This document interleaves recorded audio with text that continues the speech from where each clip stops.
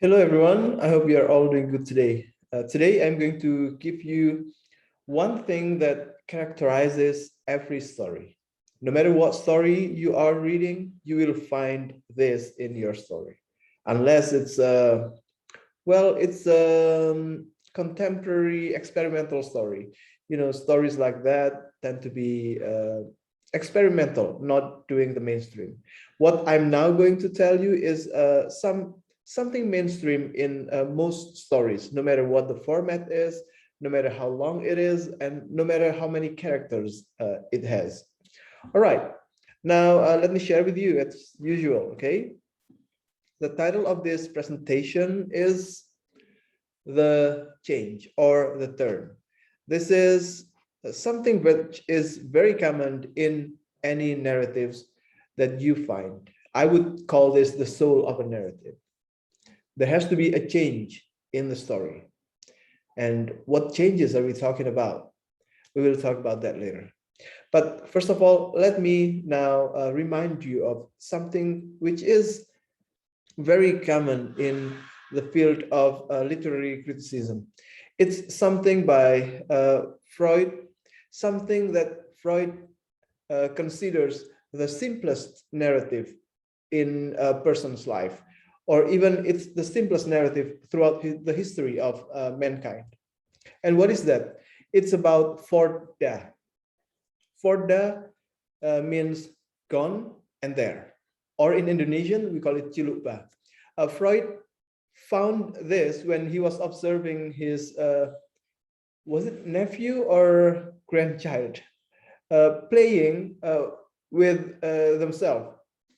So the child would say, Fort da, and a child would do that over and over again without being bored. The picture would be like this: Fort, there's nothing, and then da, found, it's there. Like Cilukpa, when you close your eyes, Cilukpa. That's the simplest story a man or a person can get throughout his life, about something gone and then something there. And this is the simplest one, okay? Now, as we find stories which we read or which we watch, we can find a more complex formula or a more complex pattern. But you will find the similarity. In Greek tragedy, we know the three-act structure. And in all types of stories, we have the three-act structure. And what are the three acts? It usually has a beginning, and there is a middle, and then there is an end. That's the three-act story. And if you write a story, you need to have a beginning, a middle, and an end. Throughout the parts here, you will find differences. From the beginning to the middle, there has to be some kind of difference. Maybe a conflict starts to come up. And from middle to the end, there is also something different.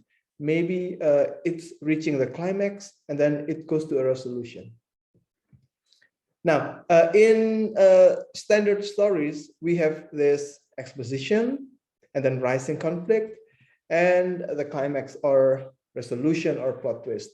This is what I have been offering to you to use when you write a 3-paragraph story. Yeah, that's a simple structure, but is, of course, more complex than just for that, gone there. So here, this turn from exposition to rising, there is a turn up, and then from rising to the climax, there's a, and then from climax to the resolution, there is the turn. That's the turn we are talking about. You need to have this in any type of story. And now, let us remember our lessons from Introduction to Literature, or from prose, or from maybe popular literature. Yeah. And what's the lesson? It's about how we summarize a story. When we summarize a story, we like to use a simple method of finding the character, and then what else? The obsession or the purpose of the story, and then the rising action, the climax, and the resolution. Or I like to summarize it into the simple somebody wants or does as the purpose, and but as the conflict. So how the conflict reaches its climax, or how the character takes care of the problem or tries to solve the problem, and then the resolution. And this is what we like to use to summarize a story. And in fact, this is also useful when we write a story. When we write a short story that has more than 3 paragraphs, usually, we need to be able to present the character, the somebody. And then we also need to show the obsession or the purpose of that character, something that makes the story start. And then we also need to show the conflict, something that prevents the character from reaching the purpose or the goal. So is when the character tries to do things or make efforts to solve the problem or to solve the conflict. Then we have the resolution. So this is also what you need to keep in mind and make it your second nature when you write a story. Make sure you have these elements. These turns or these changes will make your story interesting to read, and then not flat and not boring. Then these are the 5 steps. Is there any more complex structure than this 5-step structure? Of course there is.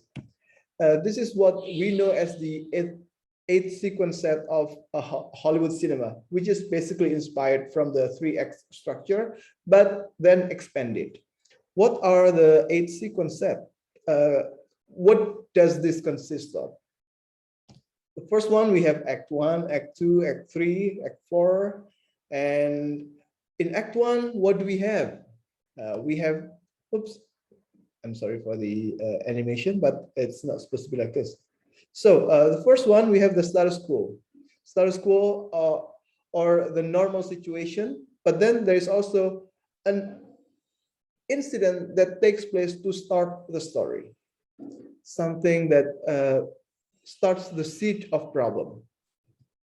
And then the predicament or lock-in, this is when the character realizes that there is something interesting in the story. There is something interesting or curious about what we are experiencing.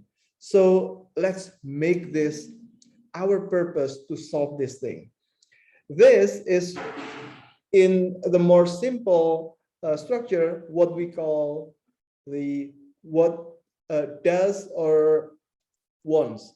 This is the purpose of the story. So in Hollywood movies, the second the second point is when the problem is presented and the character already has a purpose. After that, there is an obstacle to reaching that problem. So we as the audience will feel more engaged. Oh, come on. We want our character to reach the dream or to get the goal. But there is a problem. But it makes us watch the movie. Then there is a culmination or a midpoint in which our character usually finds some kind of way to solve the problem. And then we can find a subplot in which there is an alternative solution to the problem, but not yet done. And this is where we get to the main culmination. This is the climax of the story. This is when our character meets the hardest obstacle in the story. Then there is a twist. And finally, there is a resolution. I will tell you about this in another video using Crazy Rich Asian as the example. But basically, this is a more complex way of narrating your story, which again also includes turns or changes. Every step moves to another, which is different from the previous one. And the second step moves to another, which is different yet. And that keeps the audience engaged. When you write a story, it is very good or even a must for you to include this kind of change. Otherwise, your readers will be bored. If you only show good things about the characters, the readers will be bored. If you only show bad things about the characters, the readers will feel desperate. So there has to be this up and down in writing a story. That's what creates engagement with the readers. And what about our 3-paragraph stories? I have presented earlier a bit about our 3-paragraph stories, but now let us go to this one more time before you revise your short story. In a 3-paragraph story, we have the first one, an opening. An opening is when our character is introduced and the problem is also introduced.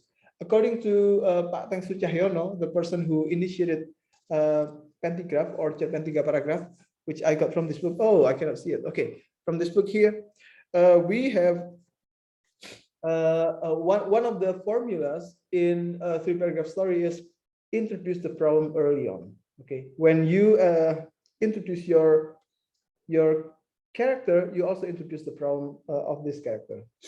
Then comes the second paragraph, which is when we see the rising conflict, the conflict which rises towards the climax, but not yet the climax. This is when things are heated, problems are more seriously presented. And lastly, we have the climax and some plot twist.